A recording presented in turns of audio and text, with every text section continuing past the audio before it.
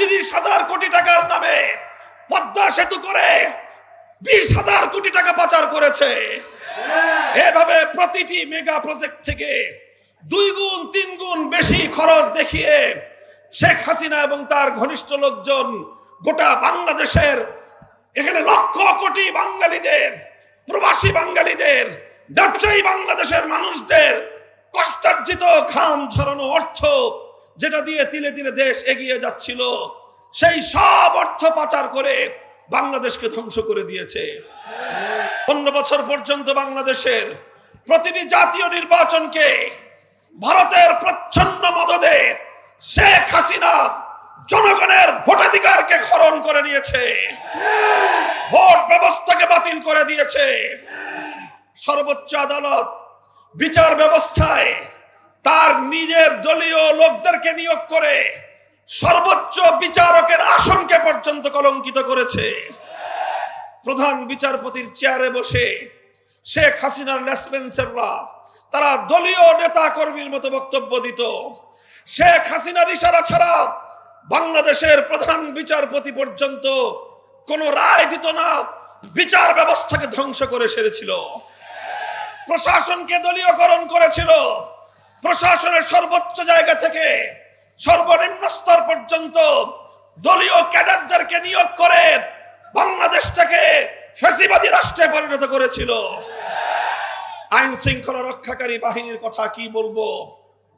এই আমাদের প্রিয় পুলিশ বাহিনী, যাদের দীর্ঘ ঐতিহ্য ছিল, ৭১-এর মুক্তিযুদ্ধের রণাঙ্গন থেকে যারা যাত্রা শুরু করেছিল, সেই পুলিশ বাহিনীকে দলীয় পেটোয়া বাহিনীতে পরিণত করে বাংলাদেশের সকল পুলিশদেরকে সে তার নিজস্ব দলীয় গুন্ডায় পরিণত করেছিল। আর এভাবে আইন শৃঙ্খলা রক্ষাকারী বাহিনীকে জনগণের মুখোমুখি দাঁড় করিয়ে জনগণ এবং রাষ্ট্রের বিরুদ্ধে একটি যুদ্ধান্তিহী পরিবেশ তৈরি করেছিল শেখ হাসিনা। আমি অবাক বিস্ময়ে চিন্তা করি যে একটি দেশের আভ্যন্তরীণ বিষয়ে একটি দেশের প্রধানমন্ত্রী হয়ে দেশকে এভাবে আত্মঘাতী ভাবে দেশকে ধ্বংসের দ্বার প্রান্তে কিভাবে একজন মানুষ পরিণত করতে পারে।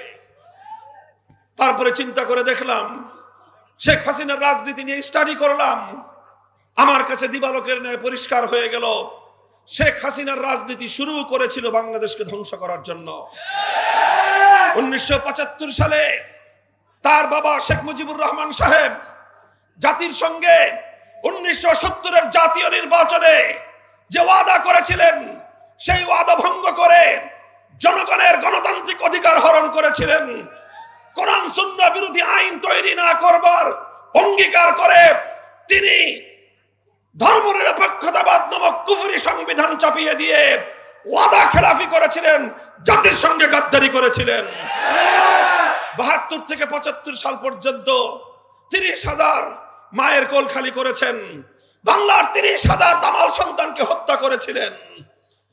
1971-এর স্বাধীনতার পর সর্বপ্রথম ক্রস ফায়ারের নামে সিরাজ শিকদারকে হত্যা করে শেখ মুজিবুর রহমান সাহেব বাংলাদেশে খুন এবং গুমের রাজনীতির সূচনা করেছিলেন।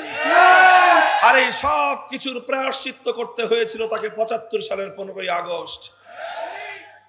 কিন্তু আমরা দেখলাম 1975-এর 15ই আগস্টের এই হত্যাকাণ্ডের পর শেখ হাসিনা ঘোষণা করেছিলেন আন্তর্জাতিক গণমাধ্যমে, যেই জাতি যেই দেশ তার বাবা এবং তার পরিবারকে হত্যা করেছে, তিনি সেই দেশের কাছ থেকে, সেই জাতির কাছ থেকে প্রতিশোধ গ্রহণ করবেন। সেই শুরু হলো শেখ হাসিনার প্রতিশোধের রাজনীতি। 1975 সালের 15ই আগস্ট থেকে 2024 সালের 5ই আগস্ট শেখ হাসিনার 50 বছরের রাজনীতি ছিল প্রতিশোধ গ্রহণের রাজনীতি। সে প্রতিশোধ নিয়েছে বাংলাদেশের কাছ থেকে, সে প্রতিশোধ নিয়েছে বাংলার জনগণের কাছ থেকে, সে প্রতিশোধ গ্রহণ করেছে বাংলাদেশের মানচিত্রের কাছ থেকে। সে এমন ভাবে প্রতিশোধ নিয়েছে, এমনকি বলতে বলতে কথা পর্যন্ত আমি বলতে বাধ্য, শেখ হাসিনা প্রতিশোধ নিয়েছে তার নিজের দল আওয়ামী লীগের কাছ থেকে। কিভাবে জনগণের কাছ থেকে প্রতিশোধ দিল দেখেন। ছোট্ট একটা তথ্য, আজকে বাংলাদেশের অনেকগুলো ব্যাংক কতগুলো ব্যাংক, সংবাদ মাধ্যম এবং সাধারণ জনগণ যারা ব্যবসায়িক কাজে, ব্যক্তিগত কাজে ব্যাংকিং করতে হয়, আপনারা নিজেরাই ভুক্তভোগী। ব্যাংকগুলোতে গেলে 10,000 টাকার চেক পাস করবার সামর্থ্য নাই। কোটি টাকার ডিপোজিট, আপনার ব্যাংকে যাবেন, আপনাকে বলবে যে মাসে মাসে 50,000 টাকা করে নিয়ে যান। আপনি বলেন 1 কোটি টাকা যার ডিপোজিট, সে যদি প্রতি মাসে 50,000 টাকা করে নেয়, তার নাতিপুতিরাও এই টাকা ভোগ করে যেতে পারবে না। এই হলো দেশের ব্যাংকিং সেক্টরের অবস্থা। অর্থনীতির ভিত ধসিয়ে দিয়ে গোটা বাংলাদেশটাকে আক্ষরিক অর্থে তলাবিহীন ঝুড়িতে পরিণত করে গিয়েছে শেখ হাসিনা। কিভাবে করেছে? মেগা মেগা প্রজেক্টের নামে মেগা মেগা দুর্নীতি করেছে। 30,000 কোটি টাকার নামে পদ্মা সেতু করে 20,000 কোটি টাকা পাচার করেছে। এভাবে প্রতিটি মেগা প্রজেক্ট থেকে 2 গুণ 3 গুণ বেশি খরচ দেখিয়ে শেখ হাসিনা এবং তার ঘনিষ্ঠ লোকজন গোটা বাংলাদেশের, এখানে লক্ষ কোটি বাঙালিদের, প্রবাসী বাঙালিদের, ব্যবসায়ী বাংলাদেশের মানুষদের কষ্টার্জিত ঘাম ঝরানো অর্থ, যেটা দিয়ে তিলে তিলে দেশ এগিয়ে যাচ্ছিল, সেই সব অর্থ পাচার করে বাংলাদেশকে ধ্বংস করে দিয়েছে। আমি চিন্তা করি, একটা মানুষ, তাও বিধবা, একজন বিধবা নারী, একটা ছেলে আর একটা মেয়ে আছে। এই ছেলে মেয়েকে আগে থেকে দেশের বাইরে সেটেল করেছে। আর একটা বোন ছিল। এই মহিলা প্রায় 80 বছরের কাছাকাছি। তার এত হাজার হাজার কোটি টাকা দুর্নীতি করবার এবং পাচার করবার প্রয়োজনটা কি ছিল? পরে আমার কাছে মনে হয়েছে, আসলে টাকার লোভে শেখ হাসিনা অর্থ পাচার করে নাই, সে বাংলাদেশের কাছ থেকে প্রতিশোধ গ্রহণ করতে চেয়েছে। বাংলাদেশের অর্থনীতি ধ্বংস করাই ছিল তার উদ্দেশ্য। বাংলাদেশ যেন বিশ্ব দরবারে মাথা উঁচু করে দাঁড়াতে না পারে, বরং বাংলাদেশ যেন চিরদিন ভারতের করতলগত একটি অঙ্গরাজ্যের মতো থাকে, সেটাই ছিল শেখ হাসিনার রাজনীতির প্রধান কথা।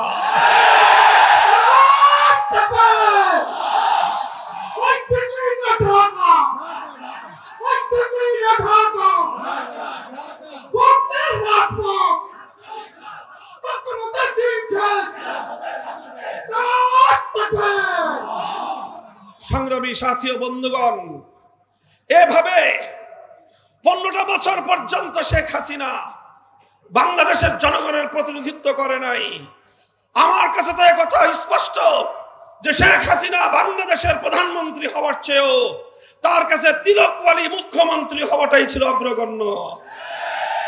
এভাবে বাংলাদেশের মানুষের ভোটাধিকার, বাংলাদেশের আইন শৃঙ্খলা রক্ষাকারী বাহিনী, বাংলাদেশের প্রশাসন, বাংলাদেশের অর্থ ব্যবস্থা সবকিছু ভেঙে গুড়িয়ে দিয়ে বাংলাদেশের চির উন্নত শিরকে ধুলায় মিশিয়ে দেওয়াই ছিল তার এবং তার প্রভুদের রাজনীতির মূল কথা।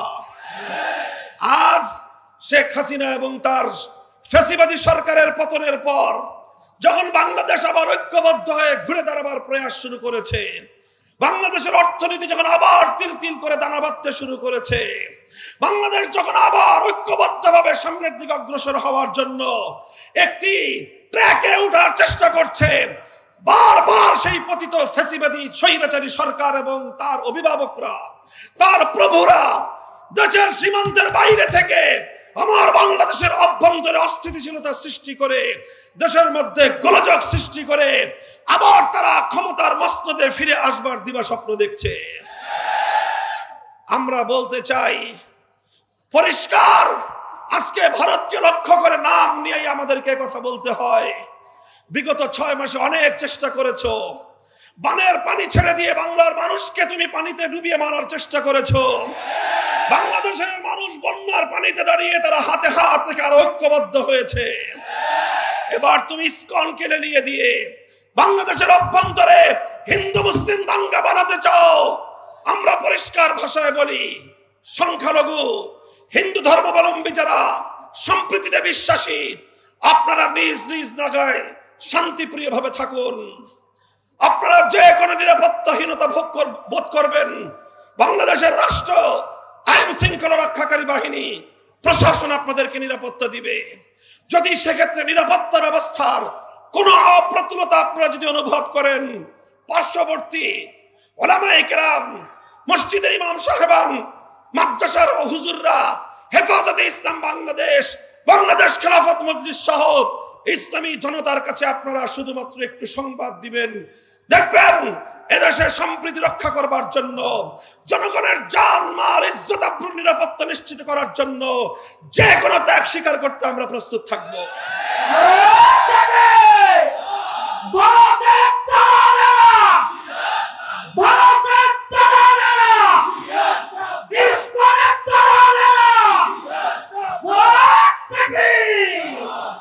আমরা বাংলাদেশের এই অন্তর্বর্তীকালীন সরকারের কাছে স্পষ্ট দাবি জানাতে চাই, সব বিষয়ে স্বাভাবিকতাকে ফিরিয়ে আনবার চেষ্টা করুন।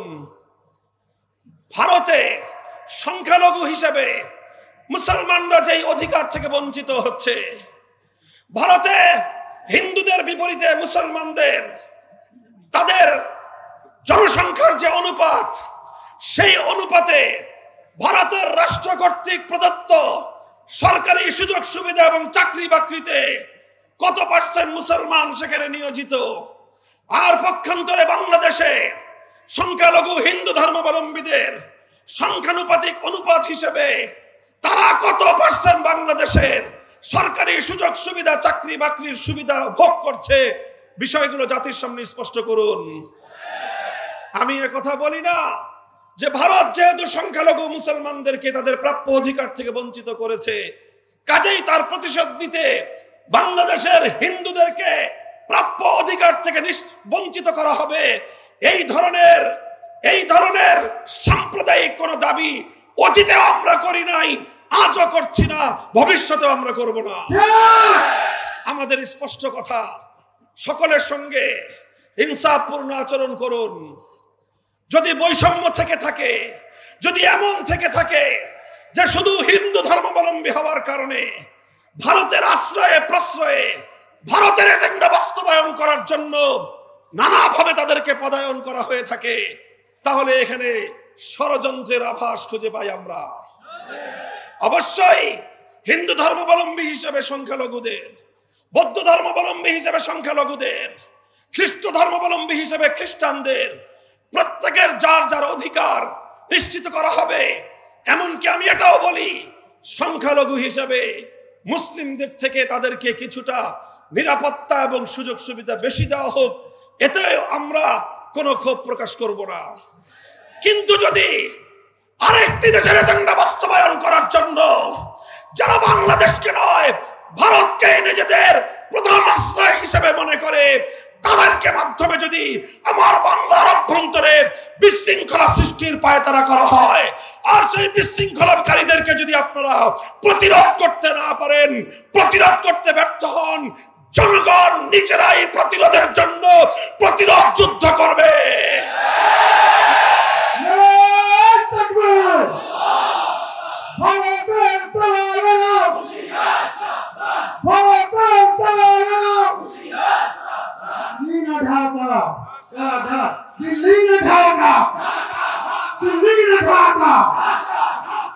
সংগ্রামী সাথী ও বন্ধুগণ, আজ লাখো কণ্ঠে চট্টগ্রাম থেকে যে আওয়াজ উঠেছে, টেকনাফ থেকে তেতুলিয়ায়, গোটা বাংলাদেশ আজ অভিন্ন সুরে কথা বলছে।